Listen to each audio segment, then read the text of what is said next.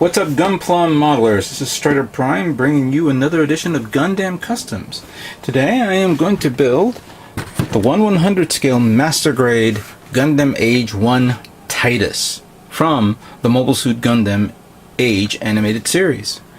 This is the second frame series of the Age-1 from the Age-1 system, which incorporates the massive arms and legs of the suit, making it, of course, the unique brawler mobile suit of the series, and actually one of my personal favorite of the Age-1 kits. Age-1 Normal is a great looking kit. Age-1 Spallo is also a good looking kit, especially its sleek ninja-like moves, features. But this one I really like because of its bulkiness, and it's big and it's powerful. You could pretty much see it not only in its in its frame, but even in the hands is the coolest features of this kit. Of course, this kit was provided to me courtesy of GKGundamkit.com. Please go to their website, and if those of you who don't have this kit, head on over. They have this, and they have all the other kits as well. They sent this to me for me to build, and I'll be honored to build it and customize it. To tell you the truth, I was so sick and tired of painting red kits. After building my full frontal custom, and of course the Gundam Epion a while back, I got tired of seeing red. I mean, I swear, if I would have cut my finger and I was bleeding, I wouldn't even notice it. I would have thought it was part of the paint. But I am going to change the color of this kit for all of you to see. And yeah, many people ask me why didn't I get Age-1 Normal? Well, another builder who's being sponsored by GKGundamkit, I can never say this right, got the Age-1 Normal. His name is Flash, I think it's Flash X007 or 8. Forgive me if I don't remember off the top of my head, but can't keep track of everybody. I can only keep track of one person, and I bet you guys know what it is. Flash X007, that's right. So head on over to his channel, look at his build of the Age-1 Normal. So let's check this out here. I kind of like how this is a big box here, so you can actually see the kit in action, what it looks like. Obviously, it's one of those kits that does not have no weaponry, because the kit, this mobile suit is the weapon. But these features of the beam effects of the shoulders and the arms and the knees, that's the coolest thing I like. As a matter of fact, I think I still have my Age-1 Titus with all those parts on it still. I never bothered to remove it because he looks so cool with it. Here he is. I kind of like this. One of my personal favorites. I'll do the same thing with, of course, the Master Grade. So let's look at the contents of this kit and see what we have to work with.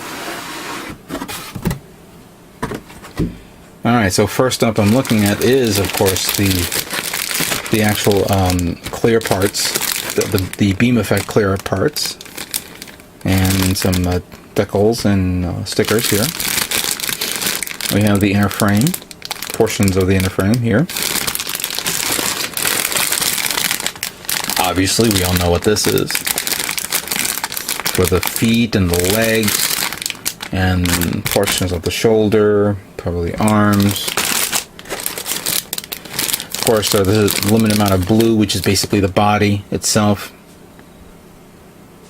I was actually talking to Prime 92 one time, and I said to myself, we were like chatting, saying, it's kind of surprising that Bandai did not do this as a 3-set kit, where, kind of like what they did with the SD Age-1, where they could have done this as a Master Grade kit, like all 3 kits into one set. But maybe Bandai will do something like that in the future, not like for like a special occasion, like let's say one big kit for $100, all 3 frames, except for the inner, which is normal. Whether it's metallic coating, gold plated, clear parts, that could be a possibility of Bandai's work. Who knows? But it's an idea, and I can imagine somebody will like it, and a lot of people will hate it. Here are the polycaps and some other red parts here. There are the very few white parts here, which I think it happens to be for the legs. And here are the hands. Surprisingly, considering how big these fingers are, why couldn't they use perfect grade hands to mimic and, you know, reproduce the movable fingers of the Titus? It would have been perfect for this. It has the thumb, which is understandable, but these could have been easily done. As a matter of fact, if they can reproduce this for a thumb, they could do it for the fingers themselves. It could be a cost issue, or it could be a manufacturing issue, but I would have definitely paid $5 more if they would have made this movable hands, and if they could have taken it from a perfect grade kit. And here's the remaining parts of the inner frame, all charcoal parts. More yellow parts here, and white. And the actual manual. Let's put these guys here and review the manual.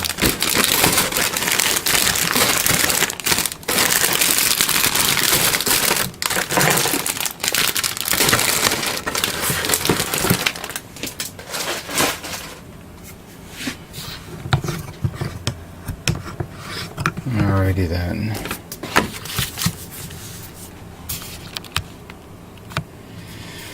Actually, hang on a second. Let me adjust this a bit more. There we go. It'll be a lot easier for you guys to see this. The cover is pretty nice. I kind of like it. And let me see. Alright, some detailed history, of course, of the Titus, and some line art. Some information of the enemy. At the time, it was called the Unknown Enemy, for those of you who did not know. How to put some of the decals on the Titus. Here's the guide of, you know, where all the parts are for this kit. I don't see no X's anywhere where. Oh yeah, I do. These 2 parts are omitted, but those are the figures, so I don't know why they would cut them off. The first part of the build will be the body unit, followed by the head unit. And then the next page, of course, we see the Titus in action. Here's the painting guide for the kit and the figures. Here's some more detailed pictures of what the Titus looks like in action. This is very nice indeed. Then we have the arms, of course, both left and right, and then the waist unit, followed by the leg unit itself. Then, of course, the final assembly, putting on the effect parts, and the placement of the decals. Pretty simple, pretty easy. And a very nice posable picture of the Age-1 Titus itself. Now then, as I mentioned before, I am not painting this kit red. Don't ask me to do it, because I'm not. Instead, I'm going to go a different approach. I'm going to change the red to a much more strikingly darker color. I'm going to paint it this color. This may be black, but it's not. It's metallic black. Don't know what type of effect I will get with a metallic paint. it could be when I made the mistake with the weaponry of the full armor Gundam, where even though it had a metallic base on it, I oversaturated too much and I darkened it too much. So that could be a possibility of it looking like that. Regardless, I kind of like this color, and I'm definitely replacing this, the red, with this black. And stop complaining, because I'm doing it anyway. And considering that I'm continually doing some metallic black, I might as well go all out and use metallic blue for the blue.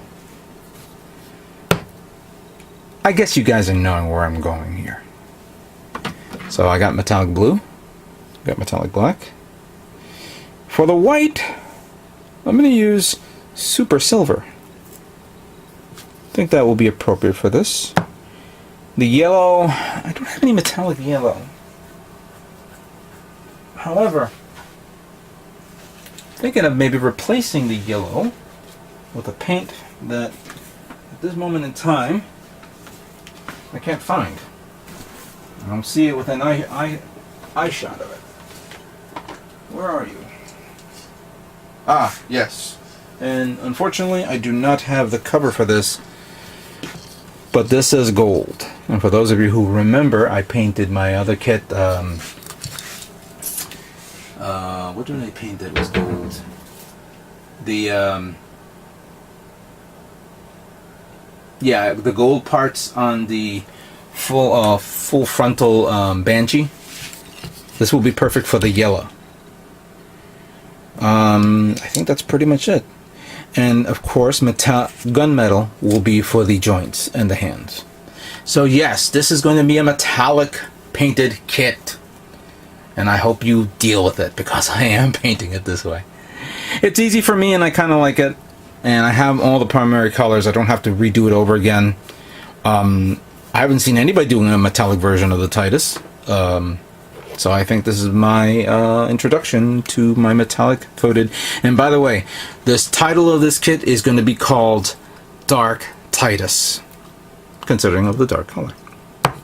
With that being said, let's stop yapping and begin building Age-1 Titus Master Grade.